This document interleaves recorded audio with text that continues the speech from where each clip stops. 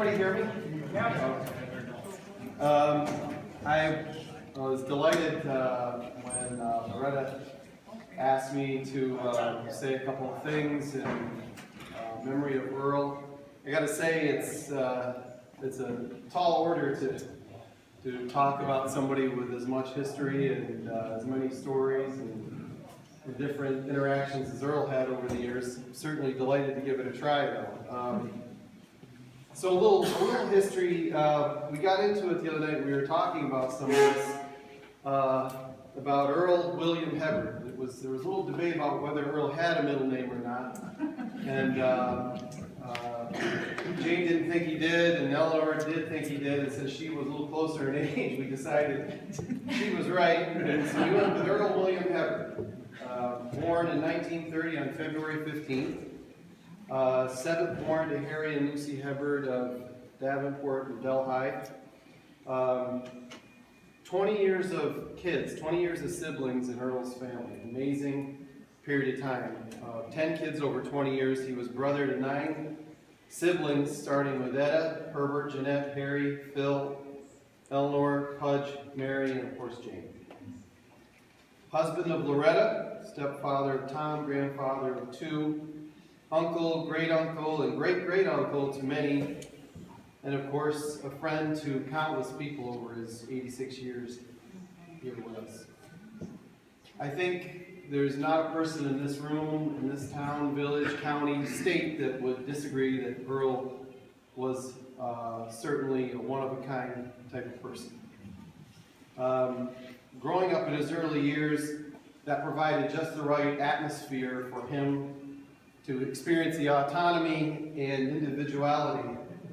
I'm using a lot of these adjectives because they came to mind so easily.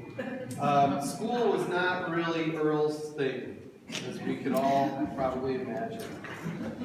He didn't appreciate sort of standardized classes and took matters into his own hands in many occasions. And Jane remembered that in 7th grade, he didn't appreciate his particular lessons, so he decided he was going to lock Mrs. Gordon in the closet. At the Delaware Academy. And, you know, a lot of people complain about things, but not many people would dare do something like that.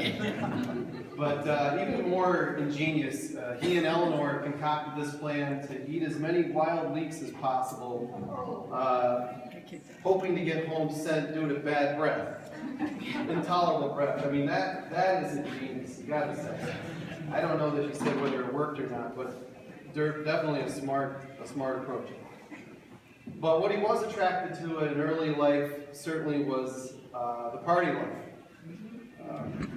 And at one point he hid in the trunk of his parents' car as they were headed to the Fergusonville Academy one night for a social gathering. And he recalled that he stood outside as it got dark.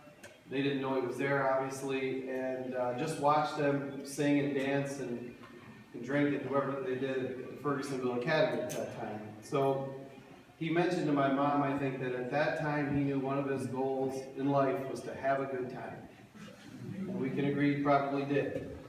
He was certainly an adventurer, starting at a very early age, daring and carefree.